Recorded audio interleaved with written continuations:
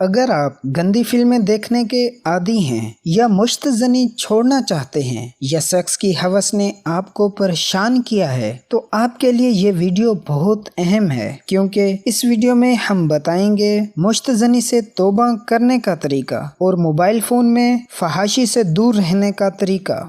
प्यारे दोस्तों, अगर मेरी बातों को आप ध्यान से सुने और समझेंगे तो इंशाअल्लाह आपकी सारी कन्फ्यूज़न दूर हो जाएंगी। हमारा मकसद आपकी इस्लाह और मदद करना ही है ताकि आप बुरी आदतों से छुटकारा हासिल कर पाएं, अपनी ज़िंदगी को बेहतर और मजबूत बनाने के साथ साथ अपनी आखिरत भी संवारें। एक बात हमेशा याद रखें, अपनी नीयत की इस्लाह बहुत ज़रूरी है। बहसीयत मुसलमान गंदी फिल्में, मुश्तज़नी और सेक्स की हवस को छोड़ने का सबसे बड़ा मकसद अल्लाह की रजा होना चाहिए, और इसके साथ ये भी मकसद होना चाहिए कि हम दुनिया में अपनी भलाई के लिए और अच्छी जिंदगी गुजारने के लिए इस लत से छुटकारा हासिल करेंगे। जब आपकी नीयत ठीक होगी तो यकीनन आप अल्लाह पाक से मदद तलब करेंगे, और जो अल्लाह पाक से सच्चे दिल से मदद तलब करता है अल्लाह पाक उसकी जरूर सुनता है। उसके दरबार में देर तो हो सकती है, अंधेर नहीं। लिहाजा सबसे पहले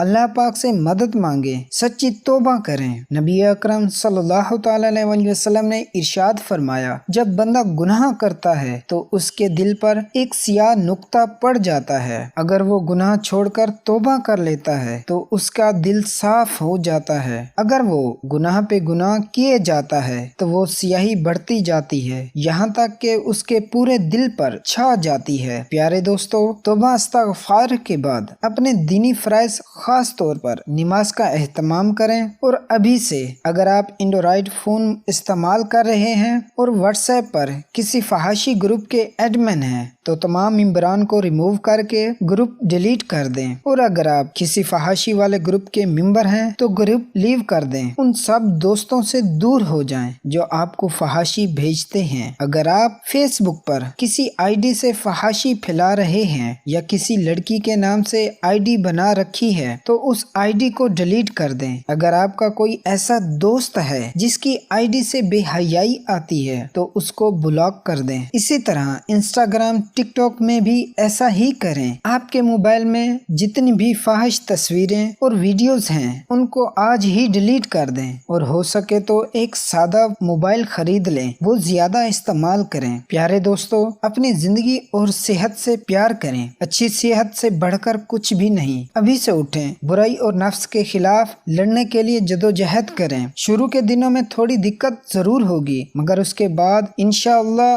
कामयाबी की तरफ बढ़ने लगेंगे। तन्हाई से बचने की कोशिश करें, लोगों में बैठने की आदत बनाएं, वॉक शुरू करें, नमाज बाजमात अदा करें, मिसालेदार और चिकनाई वाली चीजों से परहेज करें और ठंडी ग़िज़ाओं का इस्तेमाल करें। अगर आप इन बातों पर अमल करेंगे तो इंशाअल्लाह बगैर पैसों के आपका इलाज हो जाएगा और आप बिल्कुल ठीक और तंदुरुस्त हो जाएंगे। आने वाली वीडियोस में इंशाअल्लाह हम नोफैब की इक़सात अपलोड करेंगे। जितना हो सके आप उन इक़सात को बार बार पढ़िए, सुनिए और समझने की कोशिश कीजिएगा।